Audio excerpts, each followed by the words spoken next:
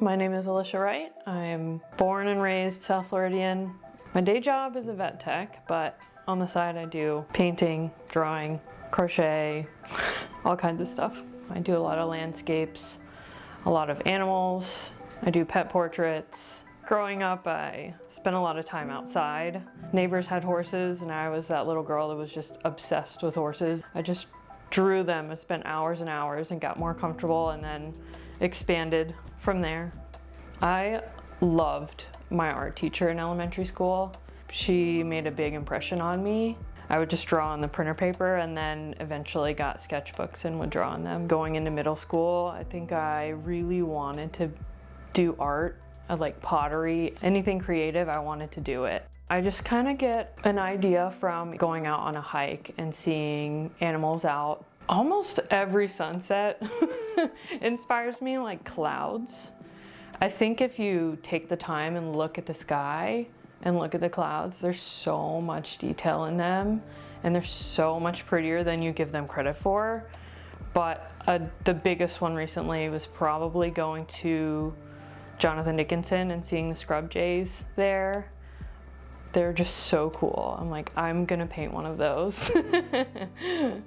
After I graduated from pencil sketching, I was always an acrylic medium. In like 2017, 2018, I started experimenting with watercolor, and I don't know what it is, I just love watercolor. Before I actually had my desk space and studio space, I would just do it right here. I think having a space, whereas I didn't really have one before, helps a lot. You can't just like leave your stuff out here, having dinner, people over, what have you. So I wouldn't really do that much. So now that I have a space, it really helps me like get in the groove and I can really focus. I have like basically a table easel with a little light that comes over top. And then I have my iPad over on the side where I can put reference images. Everything is pretty much at arm's reach. I hope that nature can speak to them somewhat through my art, or whether they're seeing one of my pet portraits for the first time, that time is precious. And get out and enjoy it, or hug your fur babies. I didn't really ever think of drawing like people's pets when I was young. I think maybe just me being a vet tech probably influences that.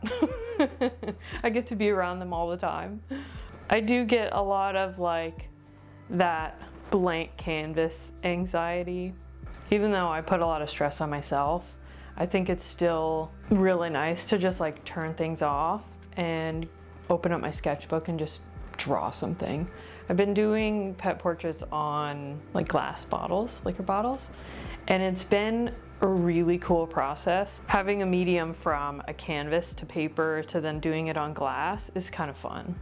In a way, it's a challenge. There's a lot more layers that you have to do and a lot more prep and then a post to seal it in. But even though it's a small piece, like the bottle is relatively small, I can still get a lot of detail in there, and that's really fun. Seeing their faces when I hand the piece over to them, that's a big thing for me, and it feels really good.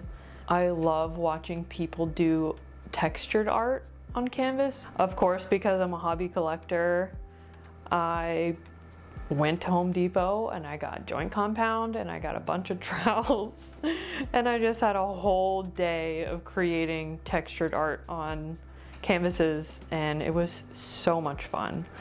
And when I bring those to my art events, I have so many people coming up to me like, oh my gosh, you should do a class of this because it just looks like so much fun. I'm like, it is. One day maybe.